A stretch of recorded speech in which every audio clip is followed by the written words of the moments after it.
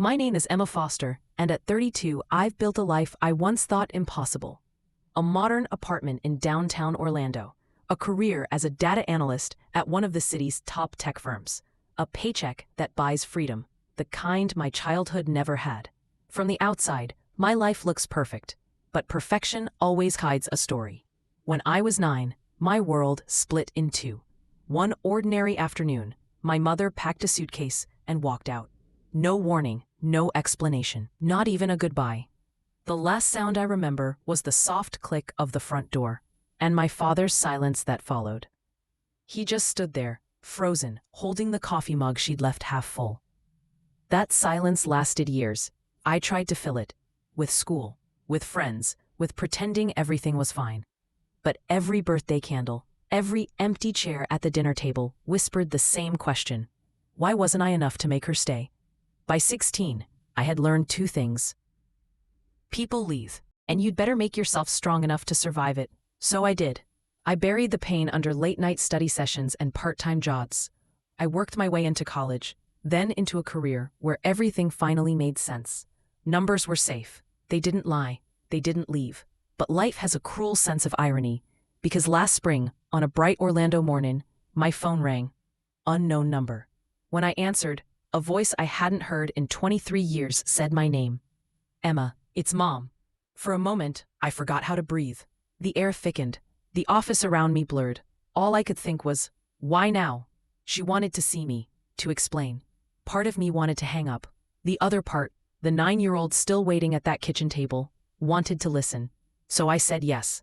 That night, sitting across from the woman who left me behind, I realized something. Closure doesn't always come with answers. Sometimes it comes with silence, the kind you finally leave. I walked out of that cafe knowing the past didn't define me anymore. I did. That night, I sat in my car for almost 10 minutes before turning the key. The cafe lights glowed behind me, soft and golden, like they belonged to another world, one I didn't quite fit into. Across the parking lot, I could still see her silhouette through the window. My mother, older now, smaller, but her posture, the way she held her hands, it was the same. I thought I'd feel rage. I thought I'd scream, demand to know how she could abandon a child who worshipped her. But instead, I just felt hollow, like grief had finally run out of things to burn. The next morning, she texted, Emma, I'd like to see you again. There's something I didn't get to explain. I stared at the message for a long time. Curiosity is cruel. It doesn't care how well you've rebuilt your life. So, against my better judgment, I agreed. We met again at Lake Eola. The sun was dipping low, turning the water to gold. She looked nervous. Her hands fidgeted with the edge of her coat.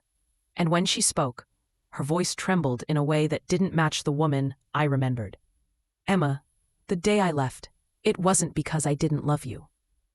I was trying to protect you. Protect me. The words hit like a bad echo. Protect me from what? I asked.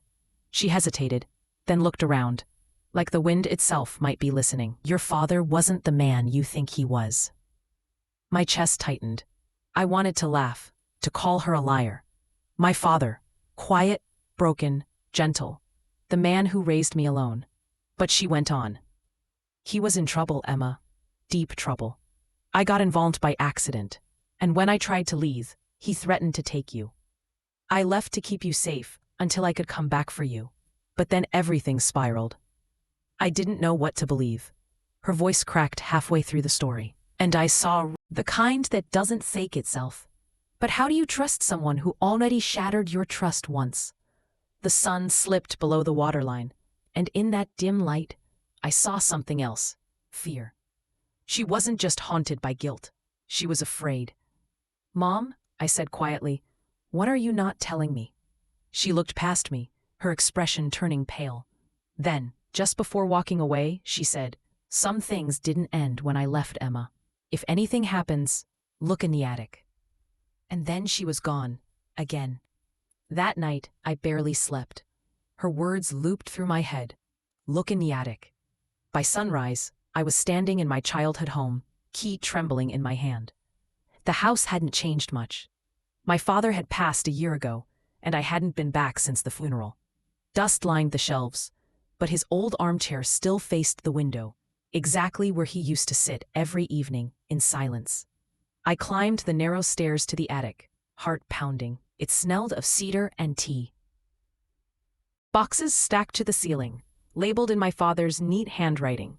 After an hour of searching, I found a small wooden chest tucked behind an old trunk.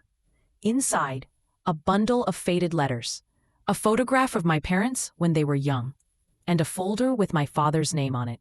The papers inside weren't what I expected. Bank transactions, offshore accounts, a name circled in red ink, and a photo of my mother standing beside a man I didn't recognize. Suddenly, the air felt thin. She wasn't lying, or maybe they both were. That night, as I drove home, headlights flashed behind me. Same car. For 5 miles. When I turned left, it turned left. When I pulled over, it kept going. Slow, deliberate. For the first time in years, the silence didn't feel peaceful. It felt like the beginning of something I wasn't ready to face. My name is Emma Foster, and for the first time, I'm starting to realize the story of the day she left isn't over. It never was. For days, I couldn't stop thinking about that folder. The numbers, the names, the photograph. Every time I closed my eyes, I saw that man standing beside my mother, smiling like he knew something I didn't. I needed answers, not from the past, from her. So I called the number she'd used to text me. Disconnected. I emailed. No reply. It was like she'd vanished again, erased from the world a second time. Except this time, I wasn't 9, and I wasn't afraid to follow the truth. I started with the name circled in red, Alan Pierce. A few searches later, I found it. An article buried deep online, dated 24 years ago. Local businessman arrested in large-scale embezzlement case. Associates unnamed pending investigation. And there it was, a grainy photo of my father.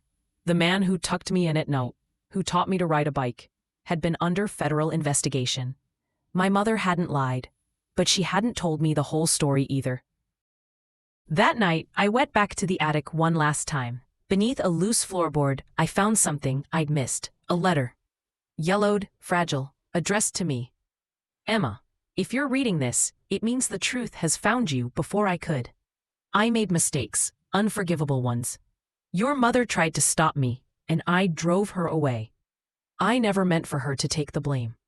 I just wanted to protect you from the man I became. I hope one day you understand. Dad. The paper trembled in my hands. The weight of all those years, the silence, the confusion, the anger, suddenly felt different. Not lighter, just clearer. For the first time, I realized something simple. Both of them had been trying to protect me, just in their own broken ways. A week later, I found my mother again. Not by chance. I tracked her down through an old friend. She lived in a small town 2 hours north, by the coast. When she opened the door, her face went pale. I handed her the letter. She read it slowly, eyes filling with tears she didn't try to hide. Neither of us spoke for a long time. Then she said, I wanted to tell you, but every time I tried, I saw the child I left behind, and I didn't think I had the right. I told her the truth, that I'd spent years hating her, but the hate had grown too heavy to carry. And maybe that was forgiveness. Not words, just finally letting go. We sat on the porch until the sun began to rise. The ocean shimmered in the distance, calm and endless. For the first time since I was 9, the silence between us wasn't empty. It was peace. It's strange how the past never really disappears. It just waits, patient, like a photograph in a box. But I've learned that facing it doesn't destroy you. It frees you. My name is Emma Foster, and the day she left used to define me. Now, it reminds me who I became. To everyone who's made it this far, thank you. For listening, for feeling this story with me. If there's one thing I've learned, it's that family isn't always the one you're born into. Sometimes, it's the people who choose to stay when they don't have to. The ones who see your cracks and love you anyway. We all carry something from our past. But what matters most is what we do with it, whether we let it define us or we use it to build something better. So tell me, what does family mean to you? Is it blood, or is it something you find along the way? Share your thoughts below.